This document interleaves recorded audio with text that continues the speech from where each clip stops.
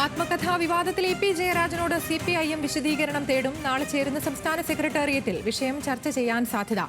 പിയുടെ മറുപടിക്ക് ശേഷമാകും തുടർ നടപടികൾ. അർജുൻ രാജുണ്ട് വിശദാംശങ്ങളുമായി. അർജുൻ, ഇന്നലെ ഈ വിഷയത്തിൽ MP ഗോവിന്ദൻ പറഞ്ഞത് പി ജയരാജൻ പറയുന്നത് വിശ്വാസത്തിലെടുക്കുന്നു എന്നുള്ളതാണ്. എന്താണ് യഥാർത്ഥത്തിൽ CPIMന്റെ നിലപാട്?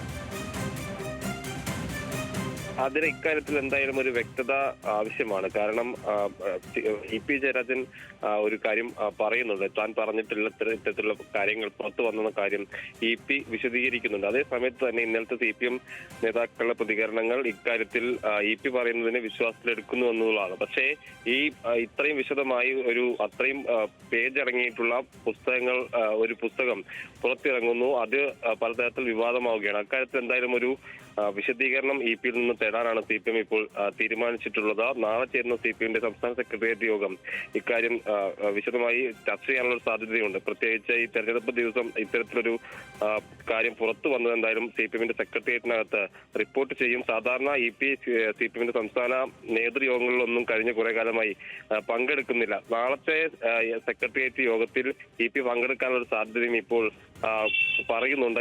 നാളെ സംസ്ഥാന സെക്രട്ടേറിയറ്റ് യോഗത്തിൽ പങ്കെടുത്തേക്കാനുള്ള സാധ്യതയാണ് പറയുന്നത്. അങ്ങനെയാണെങ്കിൽ പിയിൽ നിന്ന് നേരിട്ട് തന്നെ CPM സംസ്ഥാന സെക്രട്ടേറിയറ്റ് വിശദീകരണം തേടും. എന്താണ് സംഭവിച്ചത്, എങ്ങനെയാണ് ഇത്തരത്തിലുള്ള വിശദാംശങ്ങൾ പുറത്തു വന്നതെന്ന് സംബന്ധിച്ച് പിയിൽ നിന്ന് നാളെ ചേരുന്ന സംസ്ഥാന സെക്രട്ടേറിയറ്റ് വിശദീകരണം തേടാനുള്ള സാധ്യത ഉണ്ട്. നേരത്തെ CPMന്റെ കേന്ദ്ര നേതൃയോഗങ്ങളിലൊക്കെ പി പങ്കെടുക്കാറുണ്ടെങ്കിലും സംസ്ഥാന നേതൃത്വവുമായിട്ടുള്ള ഭിന്നതയൊക്കെ പിക്കുണ്ട്. അതുകൊണ്ട് തന്നെ സംസ്ഥാന യോഗങ്ങളിൽ അദ്ദേഹം വരാറില്ല. പാർട്ടി പരിപാടികളിലും പൊതുവെ വരുന്നത് കുറഞ്ഞിരുന്നു. പക്ഷേ ഇന്നത്തെ സാഹചര്യത്തിൽ പിക്ക് അത് വിശദീകരിക്കുകയും പാർട്ടിയെ ബോധ്യപ്പെടുത്തുകയും ചെയ്യേണ്ടത് പിയുടെ ഉത്തരവാദിത്തമായിരിക്കുകയാണ്. അതുകൊണ്ട് തന്നെ പി നാളത്തെ സംസ്ഥാന സെക്രട്ടേറിയറ്റിൽ പങ്കെടുക്കാനുള്ള സാധ്യതയാണ് ഇപ്പോൾ ഉള്ളത്. അതുകൊണ്ട് തന്നെ CPM ഈ വിഷയം ചർച്ച ചെയ്യുമ്പോൾ പിയിൽ നിന്ന് വിശദീകരണം കൂടി തേടും. അതിനുശേഷമായിരിക്കും മറ്റ് പാർട്ടി നടപടികളിലേക്കോ അല്ലെങ്കിൽ കൂടുതൽ പരിശോധനയിലേക്കോ ഒക്കെ CPM കടക്കുക.